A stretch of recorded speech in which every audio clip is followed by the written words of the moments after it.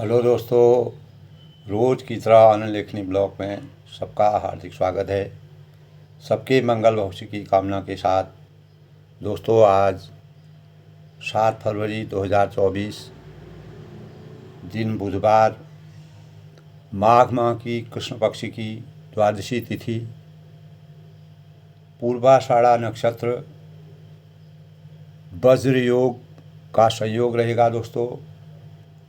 अभिजीत मुहूर्त 12:13 से 12:57 तक, राहु काल 12:35 से 1:57 तक, सूर्योदय दोस्तों आज 7:08 और सूर्यास्त 6:13। इस प्रकार दोस्तों आज का सूक्ष्म पंचांग है। जैसे कि हम जानते हैं दोस्तों, आज बुधवार का पुनीत अवसर है। हिंदू धर्म में बुधवार के दिन दोस्तों प्रथम पूजी भगवान गणेश जी का पूजन किया जाता है और इस दिन का विशेष महत्व हमारे जीवन में होता है। दोस्तों, यह दिन भगवान गणेश और बुध ग्रह को समर्पित है। अनेक प्रकार के शुभ मांगलिक कार्यों और बिगड़े हुए कार्यों को बनाने के लिए बुधवार के दिन को बहुत ही शुभ माना गया है, क्योंकि दोस्तों इस दिन किए गए कार्यों में भगवान गणेश जी का आशीर्वाद प्राप्त रहता है। यह दिन विघ्नहर्ता, प्रथम पूज्य देवता का मानक है और किसी भी कार्यों में अनुष्ठान विधि विधान के साथ पूजा पाठ का सबसे महत्व वाला दिन कहा जाता है। गणेश जी की इस दिन पूजा की जाती है और जो अनेक प्रकार की विघ्न बाधाओं को दूर करने के कारक हैं। दोस्तों, बुधवार के दिन हमको क्या करना चाहिए, इसका भी हमें ज्ञान होना बहुत ज़रूरी है।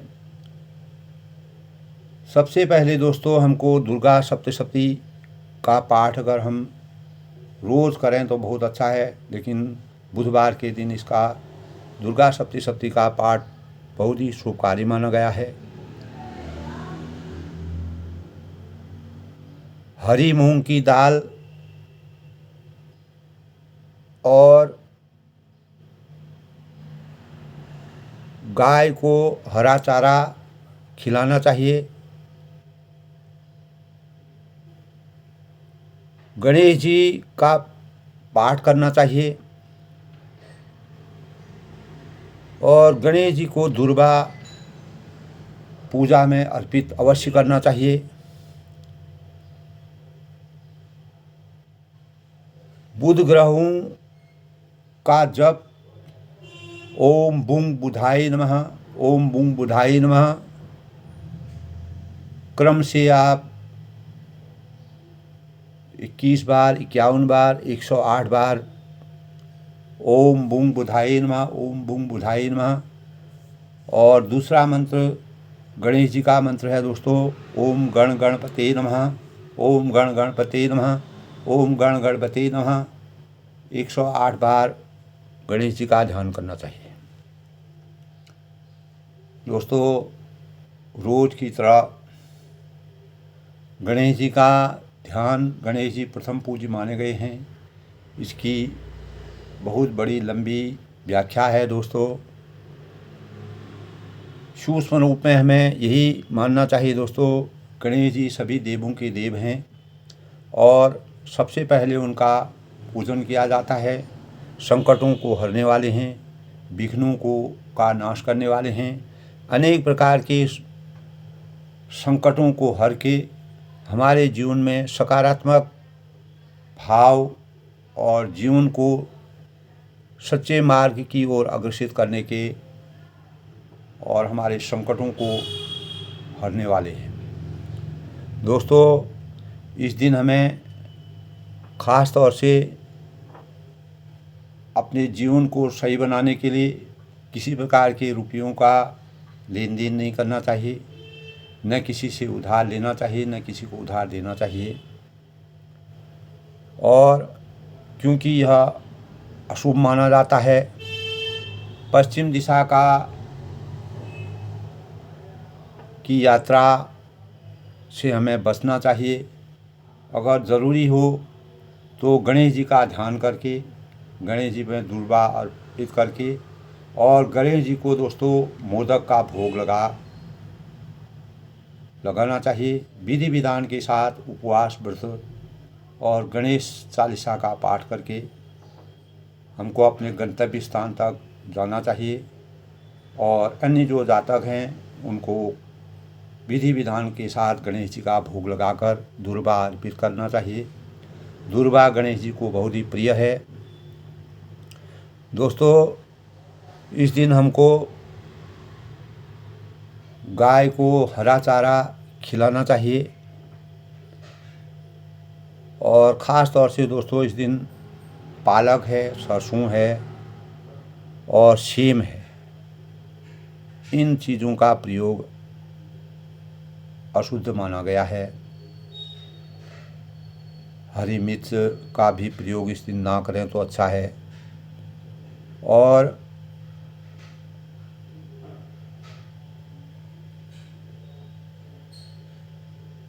अनेक प्रकार के पक्षियों को दाना खिलाना चाहिए। और बर्तन हैं, दवा है और अनेक प्रकार की जो साग सब्जा की चीज़ें हैं उनको भी नहीं खरीदना चाहिए। दोस्तों, गणेश जी की पूजा से बुध ग्रह हमारा मजबूत होता है, बलिष्ठ होता है। दोस्तों, हमारे जीवन में अगर कोई भी ग्रह हमारा सही नहीं होता है, अगर बुध ग्रह की बलिष्ठता होती है जो भाग्य का सूचक होता है, भाग्य को बनाता है, भाग्य को सुदृढ़ करता है, मजबूत करता है, तो गणेश जी का ध्यान लगाने से, गणेश जी का पूजन करने से हमारे भाग्य का उदय होता है। और भाग्य ही हमारे जीवन का कर्म के साथ दोस्तों भाग्य का होना नितांत आवश्यक है। बिना कर्म के हमें कोई चीज़ प्राप्त नहीं होता है, लेकिन कर्म के साथ भाग्य का होना भी आवश्यक है। हरी वस्तुओं का इस दिन दोस्तों अधिक से अधिक दान पुण्य करना चाहिए। माँ दुर्गा चालीसा का पाठ करना चाहिए। साबुत हरे मूंग की दाल का दान करना इस दिन शुभ माना गया है। इस प्रकार दोस्तों आज के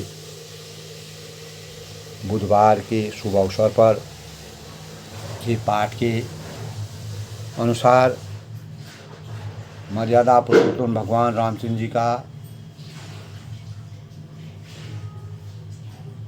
सभी अयोध्या और मिथिला से आए हुए और वन में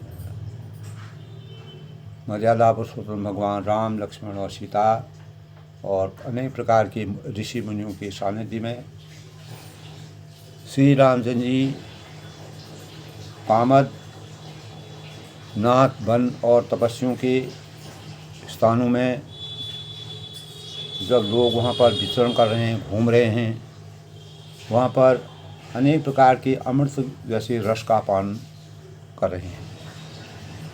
अनेक प्रकार के कंदमूल फलों का भोजन ऐसा प्रतीत होता है वहाँ के परिवेश को, वहाँ के वातावरण को देख कर के कि जो 14 वर्ष का वनवास है वह हमें एक क्षण के समान लग रहा है। क्योंकि मर्यादा पुरुषोत्तम भगवान रामचंद्र जी का के दर्शन मात्र से ही, उनके स्वरूप से ही हमारे जीवन में अनेक प्रकार के सकारात्मक भावों का उदय होता है और हमारा जीवन हमेशा मानवीयता की प्रखरता की ओर बढ़ता है। यही भाव अयोध्या से आए हुए ऋषि मुनि और कुल गुरु वशिष्ठ जी और सतानंद जी जो जनकपुरी से जनक जी के साथ आए थे, अनेक प्रकार के पश्चाताप करने के पश्चात कौशल्या जी के भावों को, माता कौशल्या के सभी माताओं ने अपने अपने भाव प्रकट किए, ऋषियों ने अपने भाव प्रकट किए। अंततो गत्वा मर्यादा पुरुषोत्तम रामचंद्र के वनवास और राजा के स्वर्गवास के अवसर पर सभी ने अपने मन में इस प्रकार के भाव लोगों के सुसज्जित हुए कि विधि की गति को कोई नहीं बदल सकता है। हो यही सोई जो विधि रच राखा, को करी तर्क बड़ा वही शाखा। कितना भी हम तर्क करें, वितर्क करें, लेकिन जो हमारे जीवन में विधि की रचना है उसको हम नहीं बदल सकते हैं। यही तुलसीदास जी ने रामचरितमानस के वनवास और महान योद्धा और प्रतापी राजा जो रघुकुल के शिरोमणि दशरथ जी थे, उनके बारे में विस्तार से वर्णन किया है।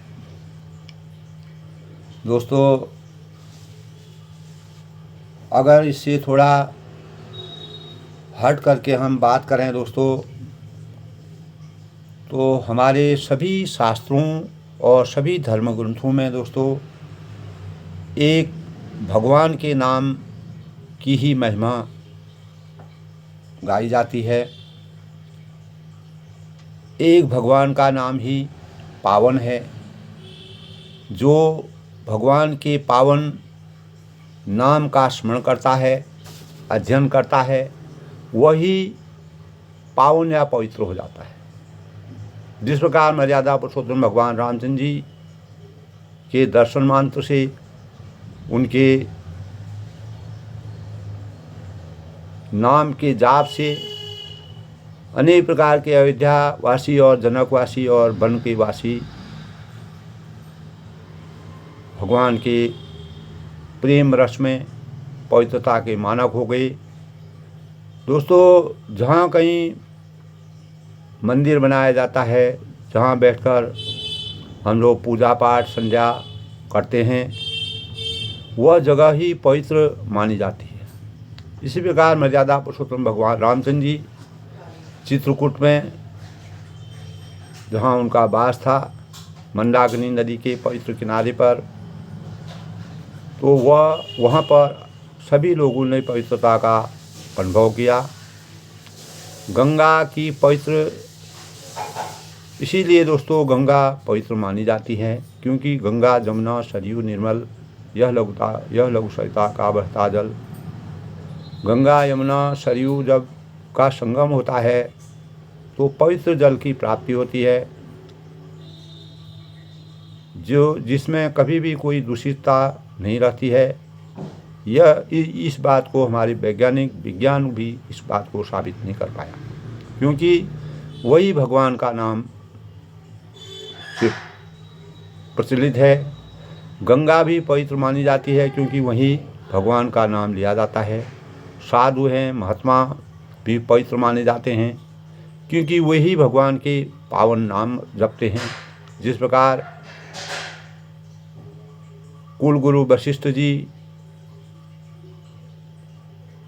और सतानंद जी कुल गुरु के रूप में भगवान ने मानव रूप में अवतरित होकर उनके मान सम्मान और ऋषि मुनियों के, विश्वामित्र जैसे ऋषि मुनियों के सानिध्य में रहे। इसीलिए साधु संतों का चरणामृत भी लिया जाता है और उनके चरण धूलि को लोग मस्तक से क्यों लगाते हैं। अनेक प्रकार के गुरुद्वारे हैं, बड़े बड़े लोग जो भी जूतों को रुमाल से झाड़ते हैं, उस धूलि को सर में लगाते हैं और खाते हैं, वह इसलिए कि कोई नाम जपने वाला आया होगा। दोस्तों, तो हम भी पवित्र हो जाएंगे, इसीलिए न कोई नाम जपने वाला आया होगा और हम भी पवित्र हो जाएंगे। वास्तव में दोस्तों, मर्यादा पुरुषोत्तम भगवान रामचंद्र के नाम से बढ़कर संसार में दूसरी वस्तु नहीं है। अनेक प्रकार के इस प्रकार के जो विचित्र प्रकार के अंगुलीमाल थे, वाल्मीकि थे, जिन्होंने रामचरितमानस की गणना की, तो उन्होंने भी मर्यादा, जब भगवान का नाम उनको प्राप्त पता हुआ तो वह भी उस पावन नाम के स्मरण करके ऋषि बन गए। रत्नाकर जैसे डाकू, वो भी दोस्तों ऋषि बन गई। गीता के अध्याय 8 श्लोक 5 में भगवान ने हमको समझाया है कि जो प्राणी अंतकाल से मेरा स्मरण करते हुए शरीर छोड़ता है, अंतकाल में मेरा नाम स्मरण करते शरीर छोड़ता है, वह मेरे को ही मिलता है। हम लोग वेदों का पाठ करते, पर मरते समय सारे वेदों का पाठ कर सकेंगे। यदि किसी भी वेद में किसी एक मंत्र का या गायत्री का ही उच्चारण करते हुए शरीर छोड़ेंगे तो भगवान हमको मिल सकते हैं। यह यथार्थ है दोस्तों। फिर चारों वेदों को रटने से, चारों वेदों का अगर हमको एक वेद का भी ज्ञान होगा सही तरह से, तो हमको ईश्वर की प्राप्ति होना संभव है। इस तरह तो एक मंत्र सच्चा है और बाकी सब वेदों में सब सच्चाई है। इस प्रकार गीता है, रामायण है, कुरान है, बाइबिल है, ग्रंथ साहब आदि का पाठ करने वाले जब उनकी मृत्यु होती है, क्या उनका पाठ कर सकेंगे? यदि हम फिर उनके पाठ करने से क्या लाभ है? मरते समय तो हाथ पैर जकड़ जाएंगे, जुबान बंद हो जाएगी, माला नहीं फिरेगी, न किसी तंत्र मंत्र का उच्चारण हो सकेगा। माला नहीं फिरेगी, नहीं किसी तंत्र मंत्र का उच्चारण हो सकेगा। मंदिर जाना, तीर्थों में भ्रमण करना, नमाज पढ़ना, यज्ञ हवन करना आदि कोई भी क्रिया मरते समय नहीं हो सकेगी। भगवान ने गीता के 8वें श्लोक में दोस्तों, 8वें श्लोक के 6वें भाग में समझाया है कि अंत समय वही बात याद आती है किसी भी मानव को जिसका जीवन भर अधिक चिंतन किया जाता है। दोस्तों, अब हम स्वयं ही विचार करें कि इन तंत्र मंत्रों को उच्चारण करते समय जिन बातों का जाप, भजन, भक्ति हम समझते हैं, उनको करते समय हमारा मन कहाँ रहता है। इसी परिप्रेक्ष्य में रामचरितमानस के अनुसार ही कबीरदास जी ने भी हमको कहा है, माला तो कर में फिरे, जीव फिरे मुख माय। माला तो कर में फिरे, जीव फिरे मुख माय। मनुआ तो दसों दिस फिरे, मनुआ तो दसों दिस फिरे, यह तो सुमिरत नाय। माला फेरत जग गया, गया न मन का फेर। कर का मन का डाल दे, मन का फेर। तो दोस्तों, परमात्मा की सच्ची साधना, परमात्मा का सच्चा भजन, परमात्मा का सच्चा पाठ जब हम लोग अब भी भगवान का स्मरण ध्यान से नहीं करेंगे तो हमें अंत समय भगवान कैसे याद आएंगे? शरीर की कोई क्रिया हो तो उस समय नहीं हो सकती है, और अंदर की क्रिया को या अंदर की माला के जपने से, भगवान जपने से हमें वास्तविक मन के फेर को हम नहीं बदल सकते। अनेकों युगों तक हम माला को जपते रहेंगे, लेकिन हमारे मन का जो भ्रम है वह तब तक नहीं खत्म हो जाता है जब तक हम वास्तविक ज्ञान की प्राप्ति और भगवान की वास्तविकता को न समझ सकें। इसीलिए दोस्तों, भगवान श्री कृष्ण ने गीता के अध्याय 8 श्लोक 7 में कहा है कि तस्मात् सर्वेषु कालेषु माम नुस्मरम युद्धत।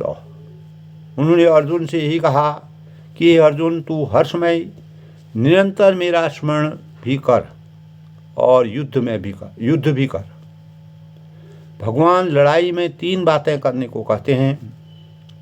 अपने शरीर की रक्षा करना है, दुश्मन को मारना है, इस पर भी भगवान निरंतर स्मरण करना, इस पर भी भगवान का निरंतर स्मरण करते रहना है। निरंतर जिसमें किसी प्रकार का अंतर न पड़े।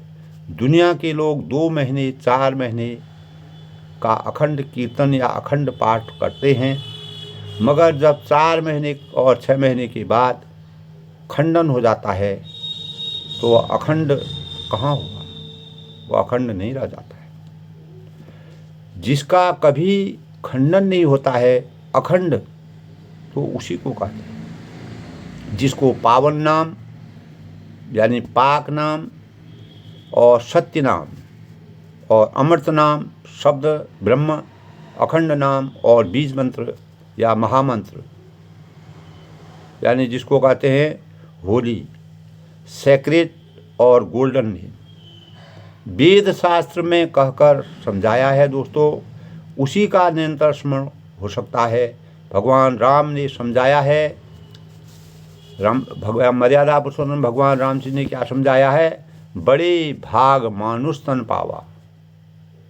मर्यादा पुरुषोत्तम भगवान रामचंद्र जी जब मानव रूप में अवतरित होकर के मानव की मानवता और मानव धर्म को परिमार्जित करने के लिए उन्होंने कहा था, बड़े भाग मानुष तन पावा, सुर दुर्लभ सदग्रंथ ने पागा गाया। साधन धाम मोक्ष कर द्वारा, साधन धाम मोक्ष कर द्वारा, पाय न जेहि परलोक संवारा। बहुत ही महत्वपूर्ण तथ्य है दोस्तों। बड़े भाग मानुष तन पावा, सुर दुर्लभ सदग्रंथ न गावा, साधन धाम मोक्ष कर द्वारा, पाय न जेहि परलोक संवारा। दोस्तों, कोई भी देवी देवता या पशु पक्षी हलवा खीर आदि नहीं बना सकता है, मनुष्य बना ही सकता है। मनुष्य में इतने मनुष्य का स्वरूप इस प्रकार का परिपक्व है और खा भी सकता है। इसीलिए मनुष्य शरीर को कर्म योनि और बाकी सभी भोग योनि बतलाते हैं। इसी में मोक्ष की प्राप्ति हो सकती है। मानव शरीर प्रेम इस संसार की सबसे बड़ी निधि है। यदि हम इसका सम्मान करना जानें, इसकी मर्यादा को जानें, इसके भावों को जानें, इसकी सत्यता को जानें, तभी भगवान ने आगे एक शब्द और एक बार और कहा है दोस्तों, और हूँ एक सुगुप्त मतो सब ही कहूँ कर जोरी। तब मर्यादा पुरुषोत्तम भगवान राम जी तुलसीदास जी ने इस प्रकार की रचना की है कि मानव शरीर में अवतरित होकर के भगवान राम जी ने क्या कहा, और रहूँ एक सुषुप्त मतौ, सबहि कहूँ कर जोर, शंकर भजन बिना नरौ, भक्ति न पावहि मोर। बिना शंकर की भक्ति के मेरी भक्ति को मुझे वह नहीं प्राप्त कर सकता है।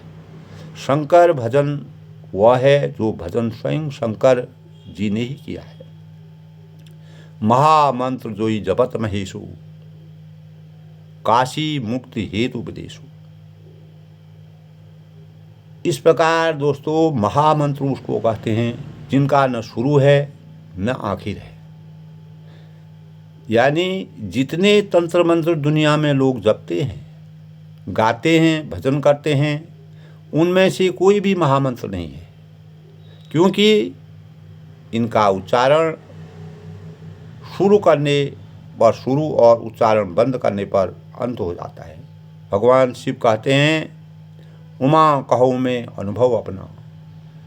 तब भगवान शिव भी कहते हैं उमा कहो में अनुभव अपना, सत हरि भजन जगत सब सपना। सत हरि भजन जगत सब सपना, यानी एक भगवान का भजन तो सत्य है। उमा कहो में अनुभव अपना। भगवान शिव जी अपने अनुभव से कहते हैं कि उमा कहो में अनुभव अपना, मैं भगवान का भजन तो सत्य है, बाकी सभी कुछ स्वप्न है, दिवा स्वप्न है, जिसको गीता में निरंतर श्रवण के लिए कहा है। उसी के लिए नानक देव ने भी अनेक प्रकार से अपने भाव व्यक्त किए हैं। उठत बैठत सोवत जागत नाम, कह नानक सद भये तिनके काम।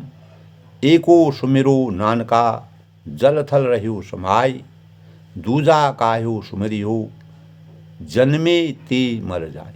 यानी उसी एक का स्मरण करो जो जलचर, थलचर और नभचर सभी पशु पक्षियों में समाया हुआ हो।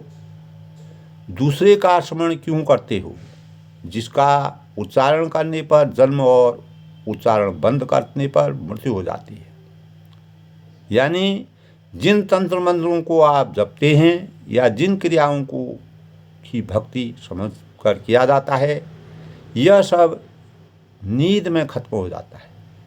जब हम अचेतन अवस्था में होते हैं तब यह खत्म हो जाता है। तो नानक साहब ने भी नींद और स्वप्न को भी स्मरण करने के लिए कहा, जो दम गाफिल सो हम काफिल। यानी इस प्रकार से जो है मर्यादा पुरुषोत्तम भगवान रामचंद्र जी ने उमा कहो में अनुभव अपना, ये शिव जी भगवान ने कहा सत हरि भजन जगत सब सपना। यानी मर्यादा पुरुषोत्तम भगवान राम जी का स्मरण करने के लिए इस प्रकार से अयोध्या और जनक नगरी से जनक जी का आगमन होता है। अनेक प्रकार के जो वन में रहने वाले लोग हैं होते हैं, वह अपने जन्म मृत्यु के परितापों से हमेशा के लिए धन्य हो जाते हैं। इसीलिए मर्यादा पुरुषोत्तम भगवान राम जी का ध्यान स्मरण भगवान शिव जी ने भी अपने भावों में भगवान के प्रति यही कहा कि और हूँ एक सुगुप्त मनो, सबहि कहूँ कर जोर, शंकर भजन बिना न रहो। तब भगवान ने ये भी कहा कि बिना शंकर के भजन की भक्ति न पावहि मोर। बिना शंकर के भजन के मेरी भक्ति कोई नहीं पा सकता है। अर्थात भगवान शिव ने भी मर्यादा पुरुषोत्तम भगवान रामचंद्र जी को अनेक बार प्रसंग में दोस्तों मैंने तुलसीदास जी ने जिस प्रकार का चित्रण किया है उसको अनेक प्रसंगों में बताया है। आज के प्रसंग में दोस्तों इस प्रकार सब लोग मर्यादा पुरुषोत्तम रामचंद्र की सानिध्य में जब 4 दिन तक वहाँ पर चित्रकूट पे मंदाकिनी नदी के किनारे जो पर्णकुटी बनी थी वहाँ पर सबों ने विश्राम किया, अनेक प्रकार से सुख का अनुभव किया। और उन्होंने ये भी कहा कि इस प्रकार की पवित्र जगह हमारे भाग में नहीं है। ये परमात्मा के, अगर मर्यादा पुरुषोत्तम भगवान राम जी 14 साल का वनवास न पाते तो हमें इस दिव्य दर्शन, इस जगह के दिव्य दर्शन नहीं होते, हमारी आत्मा पवित्र नहीं होती और मर्यादा पुरुषोत्तम भगवान राम जी के दर्शन हमको इस प्रकार नहीं होते। यही विधि सकल मनोरथ कहे। दोस्तों, इस प्रकार सब लोग मनोरथ, मन के इच्छाओं को कह रहे हैं, भावों को कह रहे हैं, वचन सप्रेम सुनत बनिहारी, और उनके प्रेम युक्त वचन सुनते ही सुनने वालों के मनों को हर ले रहे हैं। और सी मात तिहि समय पठाई, उसी समय सीता जी की माता सुनैना जी भेजी हुई दासियां कौशल्या जी आदि से मिलने गईं और दासी देख शुभ अवसर आई, सुंदर अवसर देख कर आई। सावकाश सुनी सब सिय सासू, यानी उनसे यह सुनकर सीता जी की सब सासुएं समय फुर्सत में है आयुषु जनक राज निवासु, जनक राज का निवास, जनक जी का जो निवास स्थान था जहाँ रह रहे थे, उनसे मिलने के लिए आए। कौशल्या सादर सम्मान, तब कौशल्या जी ने आदर पूर्वक उनका सम्मान किया, आदर किया, स्वागत किया। आसन दिए समय समझा, और समयोचित आसन लाकर, इस प्रकार दोस्तों जब भगवान की शरण में सभी लोग गए हैं, अपार आनंद की छवि हो रही है। जनक जी का जो है कौशल्या जी आदर सम्मान कर रही हैं और प्रेम की धारा बरस रही है। शील शनि सकल मधुरा, यानी चारों ओर शील शनि सकल दुहोरा, दोनों ओर सबके शील और प्रेम को देखकर द्रवहि देख सुनि कलुष कठोरा, और सुनकर कठोर वज्र भी पिघल जाते हैं। जब हम भगवान की असीम कृपा और दृष्टि हमारे ऊपर होती है, हम संसार के भवसागर के मोह माया के बंधन से छुटकारा पाकर वैराग्य की अनुभूति करते हैं। पुलक शिथिल तन बार विलोचन, शरीर पुलकित और स्थिर है। सभी लोगों का मही नख लिखत लगी सब मोचन, और नेत्रों में शोक और प्रेम के आंसू हैं। एक तरफ जनक जी, दशरथ जी के निधन का जनक जी को भी शोक है, और कौशल्या जी को, सभी रानियों को और सभी प्रजा को, और दूसरी तरफ मर्यादा पुरुषोत्तम भगवान राम जी के प्रेम के रस में सब सने हुए हैं। इसी प्रकार के प्रेम और शोक के रसों का आदान प्रदान हो रहा है। मई नख लिखत लगी सब मोचन, और सब अपने पैरों से नखों को जमीन में कुदेरते और सोचने लग रहे हैं। अनेक प्रकार से इस प्रकार के भावों को सोच रहे हैं। सब लोग जमीन में कुरक कुरक के अनेक प्रकार के भावों को सोच रहे हैं। जब कोई भी आदमी दोस्तों परमात्मा के भजन में लीन हो जाता है तो उसका चिंतन एक प्रकार से ऐसा हो जाता है कि वह भाव विभोर हो जाता है। सब सिय राम प्रीत की न मूरत, सभी सीता राम जी के प्रेम की मूर्ति सी लग रहे हैं। जन करुणा बहु वेश विधुर, और मानो स्वयं करुणा ही बहुत से वेश धारण कर ये विसूर रही है, यानी दुख कर रही है। शीय माँ तो कहा विधि बुद्धि बाकी, सीता जी माता सुनैना ने कहा कि विधाता की बुद्धि बड़ी टेढ़ी है, और दूध के फैन जैसी कोमल वस्तु को वज्र की टाँकी से फोड़ रहा है। इस प्रकार के भाव लोगों के अंतःकरण में आ रहे हैं। को पय फेन फोर फबि टाँकी, अर्थात जो अत्यंत कोमल और निर्दोष है, जिसका कोई भी दोष नहीं है, उन पर विपत्ति ढा रहा है। विधि की रचना कभी कभी समता में भी विषमता पैदा कर देती है। यही श्री मर्यादा पुरुषोत्तम भगवान रामचंद्र के जीवन में अवतरित हुई है। मर्यादा की रचना करने के लिए अनेक प्रकार की विषम परिस्थितियों से जूझ करके जीवन को आगे बढ़ाना पड़ता है। सुनिए सुधा देखी यही, अमृत केवल सुनने में आता है। सुनिए सुधा देखी यही, सुनने में अमृत का नाम अवश्य आता है। गरल सब करतूत कराल, और जहाँ तहाँ प्रत्यक्ष देखा जाता है। विष जो है जहाँ तहाँ प्रत्यक्ष रूप से देखा जाता है। विधाता की सभी करतूतें भयंकर हैं। जहाँ तहाँ काग उल्लू बकौ मान सुकुत, जहाँ कौवे उल्लू और बगुले हैं दिखाई देते हैं, वहाँ हंस जो है मानसरोवरों में ही रहता है, और हंस का जो कार्य होता है। और इस प्रकार दोस्तों, ईश प्रसाद आशीष तुम्हारी, ईश्वर के अनुग्रह आपके आशीर्वाद से मेरे चारों पुत्र, तब कौशल्या जी कहती हैं, बहुएं और गंगा जी के जल के समान पवित्र हैं। हे सखी, मैंने सभी श्री राम जी की सौगंध नहीं की, सो आज श्री राम जी के शपथ करके सत्य भाव करती हूँ। तब वह क्या कहती हैं, भरत शील गुण विनय बढ़ाई। भरत के शील और गुण नम्रता, बड़प्पन और भाईपन, भक्ति, भरोसे और अच्छेपन का वर्णन करने में सरस्वती जी की बुद्धि भी हिचकती है, वह भी संकुचित हो जाती हैं। सागर शिव की जाहि उलीचे, और शिव से कहीं समुद्र उलीचे जा सकते हैं? नहीं उलीचे जा सकते। जानऊँ सदा भरत कुल दीपा, मैं भरत को सदा कुल का दीपक जानती हूँ। बार बार मोहि कहूँ महिपा, महाराज ने भी बार बार मुझे यही कहा था। कैसे कनों को मनि पारिख पाए, सोना कसौटी पर कसे जाने पर, रत्न पारखी से मिलने पर पहचाना जाता है। जिस प्रकार सोना कसौटी पर कसने पर उसकी जब पहचान होती है, उसी प्रकार रत्न की भी पहचान होती है। वैसे ही कसें कनक पारिख न, पुरुष परिख यही समय सुभाई।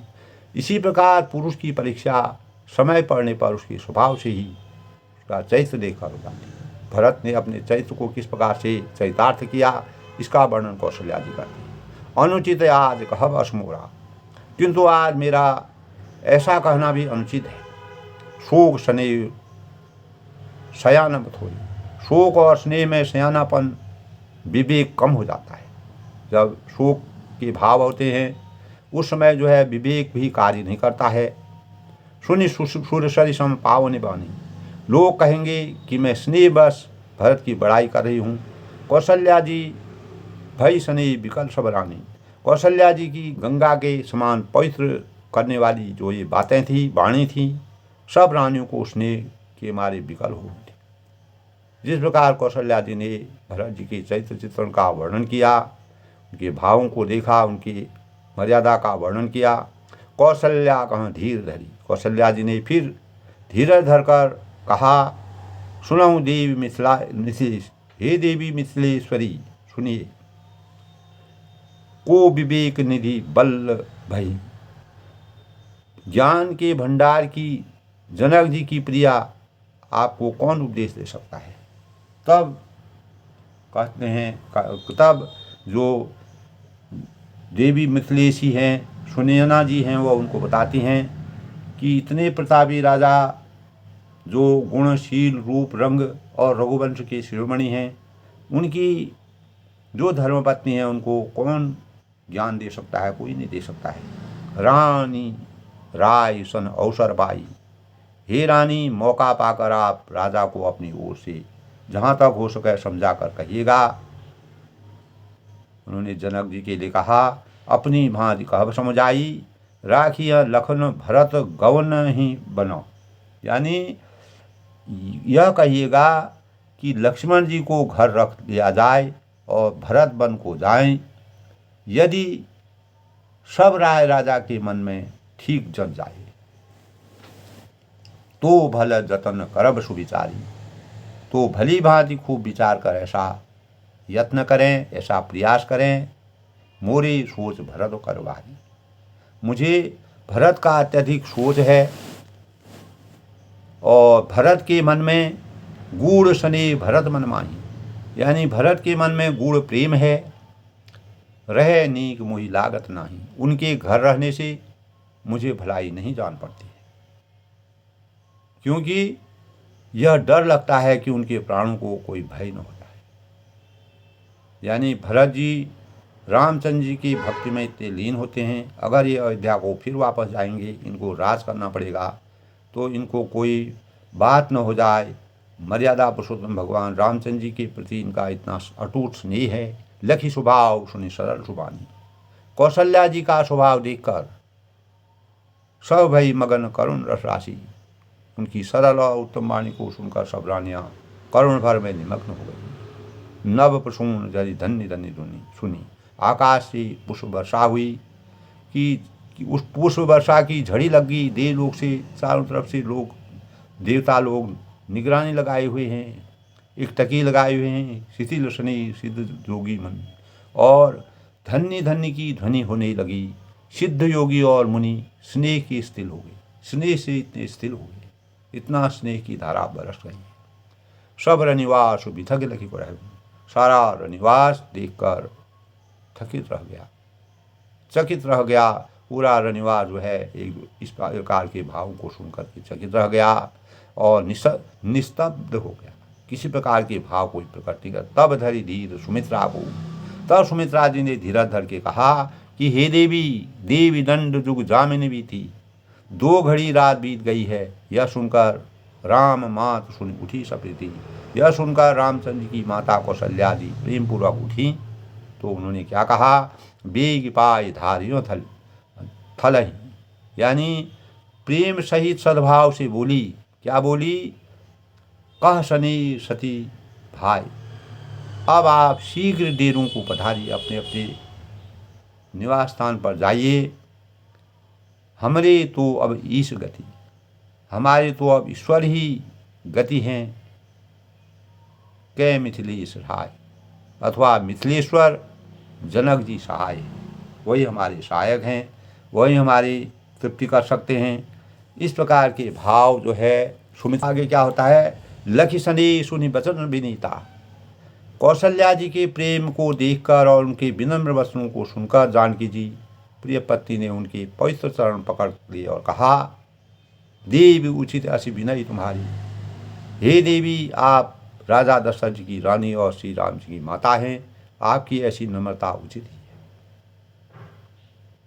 प्रभु अपने ने चहु आदरही, अगिन घूम गिरी गिरी, गिरि शिर तिनु धरही, सेवक राव करम मनबानी, सदा सहाय महेश्वर। इस प्रकार वह कहती हैं, सीता जी कहती हैं, क्या सीता माता अपनी माता पिता की भक्ति में सिय पितु मातु स्नेह बसो, और चिरंजीवी मुनि ज्ञान विकलो, बूढ़त लेहूँ बाल अवलम, मोह मगन मति विदेह की महिमा सिय रघुबर।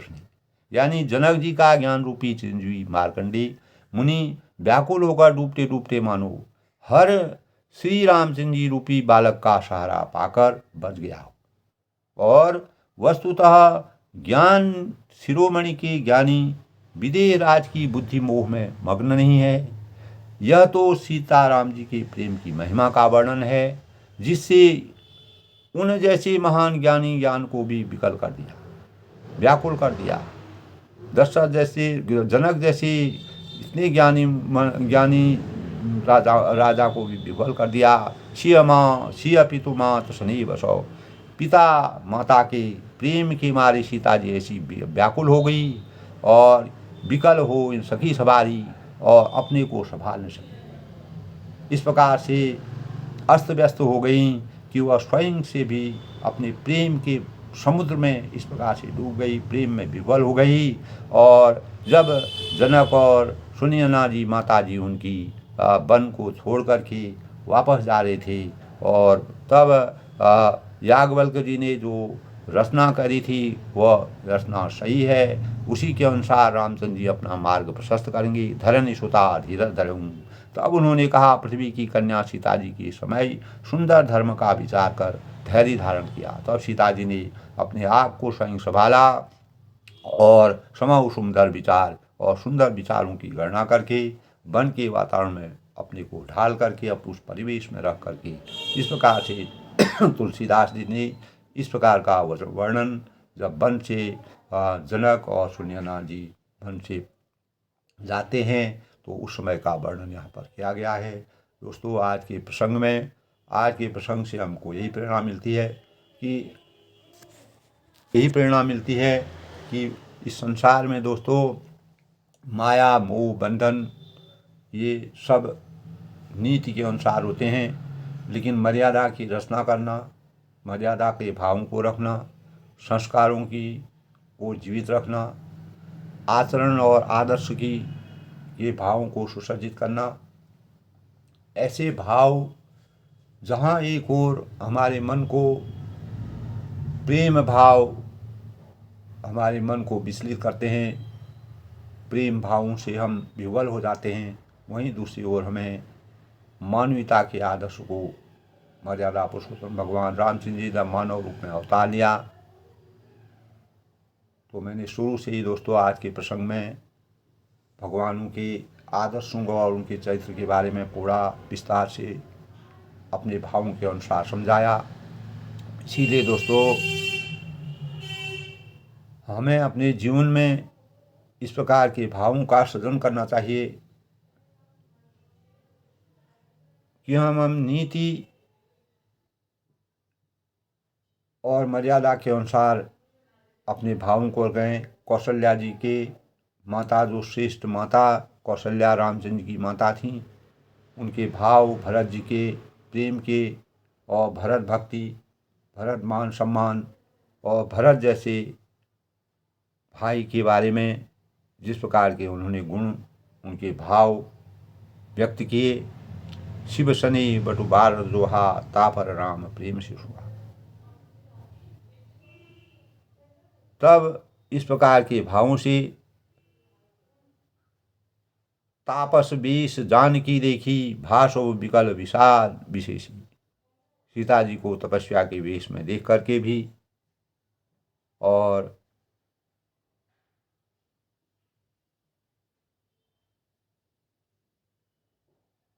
राम जाय बनु करिसुर काजू, अचल अवधपति करिहु राजू।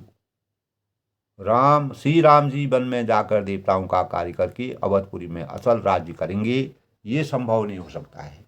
जब तक रामचंद्र जी पूरा वनवास यापन नहीं करेंगे तब तक वह अवध को नहीं लौटेंगे, क्योंकि रघुकुल रीत सदा चली आई, प्राण जाए पर वचन जाए। इस प्रकार आज के प्रकरण में जब सीता अपने माता पिता से मिलती हैं और वह अनेक प्रकार से विकल हो जाती हैं, अपने को संभाल नहीं पा रही हैं, परंतु परम धैर्यवान हैं, पृथ्वी की पुत्री हैं, पृथ्वी की कन्या सीता जी समय और सुंदर धर्म का विचार कर धैर्य धारण करके अपने मन को मनाती हैं, मर्यादा की रचना करती हैं, मर्यादा के अनुसार चलती हैं। इसी प्रकार तुलसीदास जी ने अपने भावों से इस प्रकार का चित्रण किया है, जो सच्ची मानवता और मर्यादा और आदर्शों के भावों से इस सृष्टि की संरचना को आगे बढ़ाने के लिए मर्यादा पुरुषोत्तम भगवान राम जी जिस प्रकार मानव रूप में अवतरित होकर के हमें आदर्शता का पाठ तुलसीदास जी ने अपनी साहित्यिक रचना से समझाने का प्रयास किया है, वह हमारे लिए प्रेरणा का स्रोत है। इन्हीं भावों के साथ दोस्तों सबके मंगल पहुँच की कामना के साथ आज के प्रसंग में भगवान की वास्तविक शक्ति क्या होती है उसका हमें वास्तविक ज्ञान होता है, उसी के अनुसार हमें अपने जीवन को भी चरितार्थ करना चाहिए। सब लोग खुश रहें, प्रसन्न रहें।